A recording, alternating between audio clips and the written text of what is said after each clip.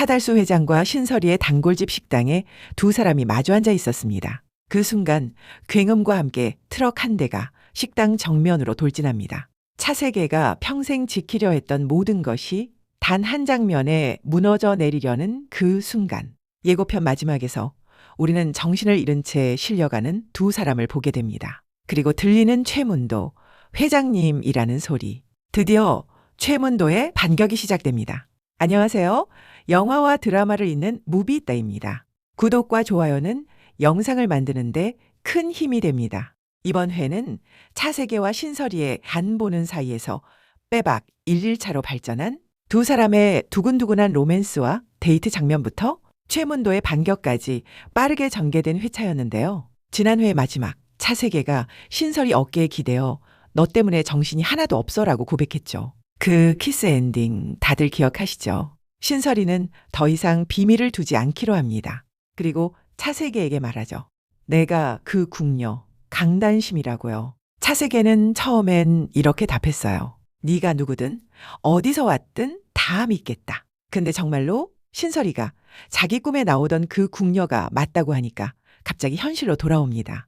그럼 개꿈이 아니라 전생 그런 거를 본다는 거네? 그럼 너는 뭐야? 타임슬립이라도 한 거야? 그리고 곧 이렇게 덧붙이죠. 같이 병원 한번 가봐야 되는 거 아니야? 둘이 쌍으로 미친 거 아닌가? 정밀 검진이라도 받아보자. 저는 이 장면 보면서 오히려 차세계의 반응이 정말 현실 사람답다고 생각했어요. 마음으로는 다 믿는다고 했지만 머리는 이해가 안 되는 거. 이게 진짜 현실의 반응이거든요. 신설이는 이제 맹추 같은 짓은 딱 사절하고 아주 막 퍼주고 살 거다라고 하는데요. 이제 두 사람 사이에 더 이상 간 볼 게 없는 그야말로 빼박 1일이 시작됩니다. 신설이가 차세계에게 남들 다 해보는 그 데이트들을 신청해요. 맛집 앞에서 웨이팅하면서 기다리는 먹방 데이트, 남산 타워 데이트, 그리고 그 안에서 신설이가 차세계에게 약속합니다. 더는 외롭게 혼자 두지 않겠다고요. 이 말 그냥 넘어가면 안 돼요. 이 한 줄이 이번 화 끝까지 살아있는 핵심이거든요. 이 부분은 조금 뒤에 다시 가져올게요. 이렇게 달달하기만 했으면 좋겠는데 두 사람을 그대로 두지 않는 사람이 있죠. 최문도입니다. 재미있는 건 최문도가 차세계와 신설이 사이를 응원한다는 거예요. 왜냐하면 차세계가 재벌가와 정략 결혼으로 힘을 얻는 것보다 평범한 신설이와 맺어지는 게 자기한테 훨씬 유리하니까요. 근데 동시에 최문도는 신설이를 차세계의 가장 큰 약점으로 봅니다. 차세계를 흔들고 싶을 때 어디를 칠지 정확히 알고 있는 거죠. 그래서 공격이 시작됩니다. 신설이 할머니 가게 철거 계약. 그것도 치매가 있으신 분의 상태를 이용해서 맺은 계약이에요. 저는 여기서 좀 무서웠어요. 야망이 큰 사람의 공격이라기보다 약자의 가장 아픈 곳을 정확히 찌르는 사람의 그림. 이건 단순한 경쟁이 아니거든요. 타고난 금수저인 차세계와 달리 최문도는 지금까지 단 한 번도 여유를 가져본 적 없다고 본인 입으로 말합니다. 그만큼 이 계획은 치밀하고 아주 오래전부터 준비된 거예요. 이 계약을 알게 된 신설이가 최문도를 찾아갑니다. 그리고 이번 화에서 우리가 궁금했던 그 대사가 나와요. 내 놈 낯짝만 보면 신물이 올라왔는데 이제 그 이유를 알겠다. 그 뱀 같은 혀, 사람을 현혹시키는 그 새치혀가 죄악이다. 그리고 바로 조선으로 회상하는 장면이 나옵니다.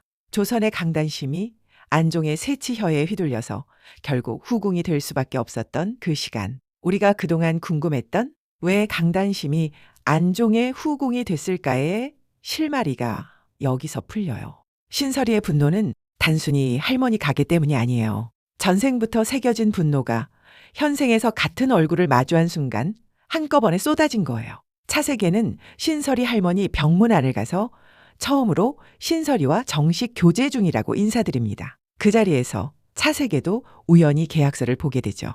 화가 난 차세계도 최문도를 찾아갑니다. 그리고 결국 주먹을 날리고 말합니다.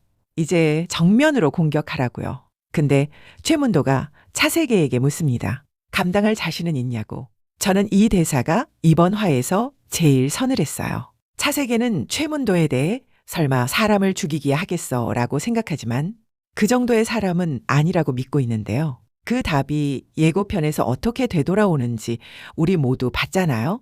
차세계는 사촌형 최문도의 정체에 대해 사실 반도 모르고 있는 거예요. 배가 고파 단골 식당을 찾은 신설이 거기서 우연히 같은 단골인 차달수 회장과 마주칩니다.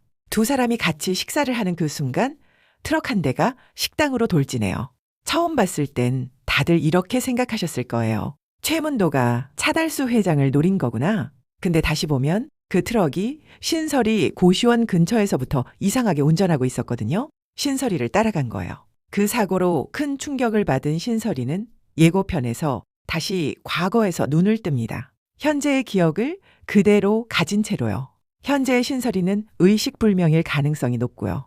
여기서 한 가지 의문이 들죠. 왜 신설이는 다시 과거로 돌아간 걸까요? 저는 이게 신설이, 아니 강단심이 의지라고 봐요. 차세계도 최문도도 전생에서 현생으로 환생한 사람들이잖아요. 근데 신설이만 환생이 아니라 타임슬립이에요. 같은 영혼이 두 시대를 오갈 수 있는 사람. 이 차이가 결국 의미하는 건 하나예요. 강단심이 청원대군을 지키기 위해, 즉 차세계를 지키기 위해 이 악연을 끊으러 다시 조선으로 돌아간 것 같다는 거. 그러니까 강단심이 다시 조선에서 어떤 행동을 할 건지가 다음 화의 진짜 관전 포인트입니다. 그리고 아까 약속드렸던 그 한 줄, 이제 가져올게요.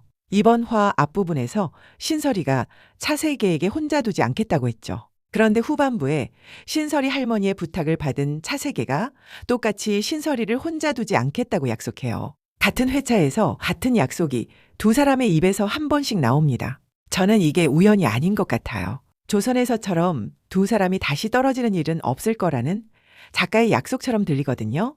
한 가지만 더요. 이번 화 시작에서도 요녀의 별 이야기가 나옵니다. 3달 전 개기일식과 함께 찾아왔던 혜성이 아직도 떠 있는데요. 어쩐지 갑자기 사라지면 쓸쓸할 것 같아요. 강단심이 사약을 받고 쓰러지던 날에도 하늘에는 그 별이 있었어요. 이 별이 이번 시리즈에서 어떻게 흐르는지는 별도로 좀 더 깊이 풀어볼 만한 이야기라 따로 정리해서 가져올게요. 조선으로 다시 돌아간 강단심이 거기서 무엇을 할 것인지, 다시 차세계 곁으로 돌아올 수 있을 것인지, 그리고 차세계는 최문도의 진짜 반격에 어떻게 맞설지, 다음 화가 정말 기다려지는 회차였습니다. 혹시 이번 화에서 가장 마음에 남은 장면이 있으셨다면 댓글로 한 줄 남겨주세요. 과거로 다시 돌아간 강단심이 다시 차세계 곁으로 돌아올 수 있을지, 차세계가 최문도의 반격에 어떻게 대응할지도 댓글로 같이 나눠봐요. 영화와 드라마를 잇는 무비있다였습니다.